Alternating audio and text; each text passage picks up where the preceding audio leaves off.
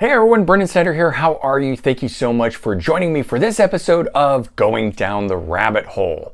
So I don't know if you guys are like me, but sometimes I get an album and it sends me down the rabbit hole, which is to say, you get into something and then you branch off into all these different tangents and things like that. And you're pulling all the different albums out from your library and so forth. And it just gets you going down this rabbit hole of cool music and stuff like that, revisiting old things and so forth.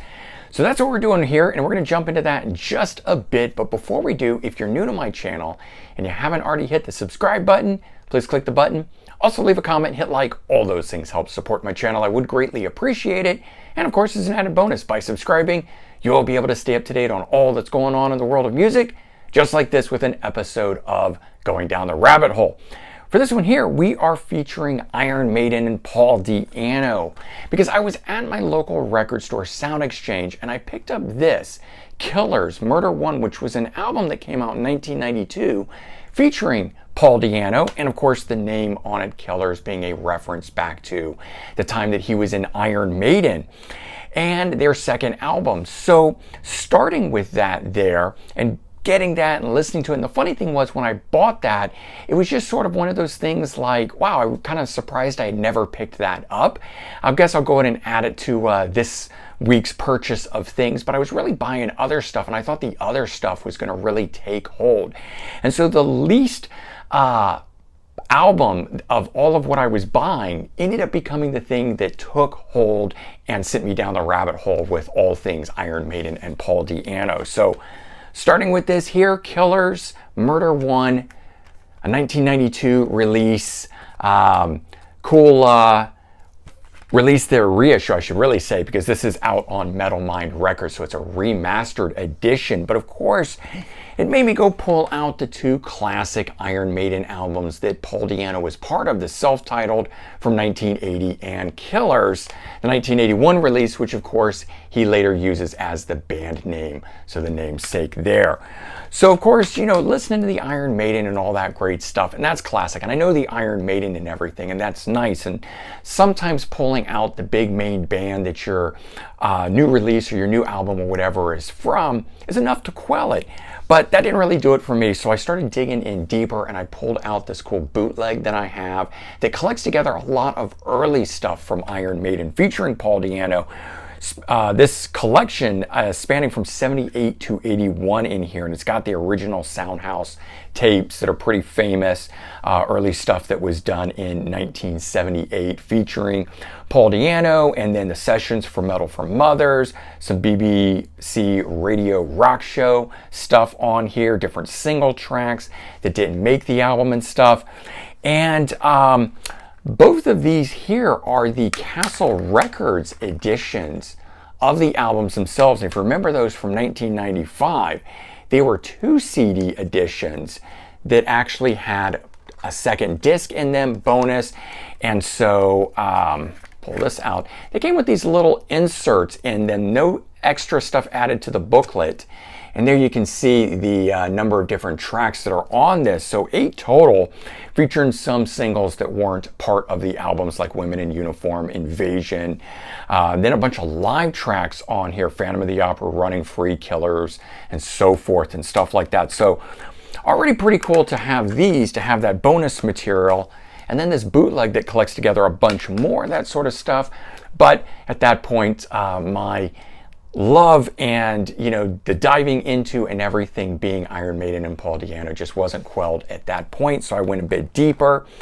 And this is another bootleg, actually purchased through the same place that I had gotten this one at, is Di'Anno, and it's the first thing that Paul Di'Anno did after leaving Iron Maiden. Now, the album itself was never released on CD, so this is technically a bootleg here, unofficial release, but did come out on vinyl, which I have a copy of, but looking for a CD edition, I finally found one. And this is much more sort of pop music or rock music or whatever you want to call it. I mean, it was still rock, but it was not Iron Maiden. But that's okay. I dig that. And so it's kind of cool hearing Di'Anno do something different than the straight up Iron Maiden stuff that he had done right before that. And that came out in 1984. And he'd move on to Battlezone. So I pulled out the 2 albums that he did with Battlezone, and which is Fighting Back and Children of Madness. And around that time, he started doing, I don't know if you'd consider them like tribute albums, all-star albums or whatnot. Something that was a series that was called, I think, True Brit, and then this here, All Stars. And it collected together all these different new wave of British heavy metal musicians and people, and the list of people is just outstanding. We actually have two different guys from Iron Maiden, Dennis Stratton, first guitar player, and of course Paul Di'Anno in here.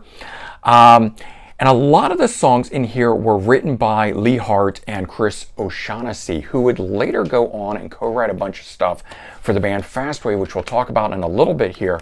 So Paul Di'Anno sings on at least one, if not a couple of these here, but it was a whole bunch of different new wave of British heavy metal guys. And part of the reason I bring that out is that he would then later go on and record 2 albums worth of material with Dennis Stratton and himself, called The Original Iron Men. And there's the same, virtually the same cover with just a 2 on it. So they did a 2-disc set of this. I only have the first one right now. And all of the tracks on here, or most all of them, are written by Lee Hart and Chris O'Shaughnessy. So you get those, and they're coming out around 1995. I've got a 2-CD compilation of a bunch of stuff that's from those True Brit albums, which I think there were 3 of them. Pulls together the stuff off of this. It's also got things from the the original Iron Men. And so that's a cool compilation of 30 tracks, 15 on each disc, some cool cover songs on there, all performed by those 2 original Iron Men. And in 2002, he put out another solo album under the name Di'Anno, although it has little to do with that first album, which I'll go back and pull out. This one here, completely different band than what would appear here. More of a pop rock sound versus a full-on metal, and a much darker, heavier style than the Iron Maiden and things like that and so forth. So you have those things there, and in fact, this would become the last studio album of new material that he would do. He'd later reissue this, I think about a decade or so later, under the name The Living Dead, but it was actually just the same album. Had different new artwork and stuff like that. I think a new label bought up Crash Records, which this is on here, and re-release it. This is Nomad, so it would later get reissued and be the exact same stuff with a couple bonus tracks of cover songs. I think it was one of those things that like Deadline did, and unfortunately they're always doing that. Buying up stuff, re-releasing it with a new album title, new album art, add a couple bonus tracks, and it kind of fools fans into thinking there's something new when there's not actually. And unfortunately, some labels are a little unscrupulous like that.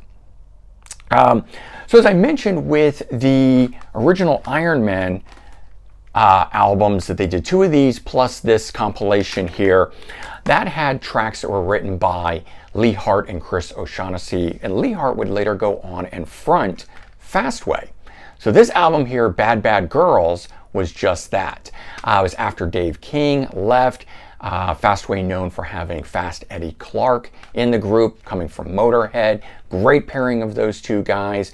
And so in comes Lee Hart with Fast Eddie Clarke. Lee Hart was already working on an album, so Fast Eddie Clarke came in and played on it.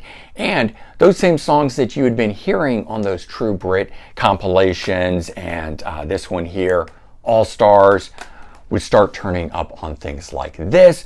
So if I'm listening to any of those ones featuring Paul Di'Anno on it, I end up pulling out this album here along with On Target. This is actually On Target reworked, which is a cool thing because they took that original album, which came out before Bad Bad Girls, and Fast Eddie Clarke wasn't happy with the production on it, so he went back in and he redid some of the production and re-recorded some of the parts and things like that.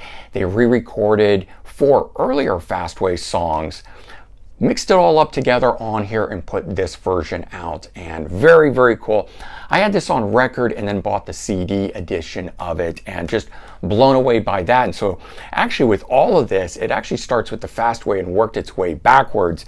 But in terms of where we are today with this and me going down the rabbit hole, I purchased this and then that sent me down this rabbit hole of these 12 albums that I've really been enjoying and digging and diving into and so forth. And I got a few more different Paul Di'Anno things in my collection that I'm actually still hunting for. A lot of you guys know I recently just moved, so there's some re-recorded Iron Maiden classics that Paul Di'Anno did and a couple live albums. And I'm not sure where those are. They're in boxes still. I have to dig them out and get fully unpacked, which I'm not. But I've got a few more things that I know are out there, and so I'm kind of excited to be digging through and pulling those things out and continuing this. So there you go. That is what I have been going down the rabbit hole on. I'm sure you guys do the same when you get new things and so forth. What's the latest thing that you have gone down the rabbit hole on? Let me know. All right, everyone, have a great day. Take care, and I'll talk to you soon.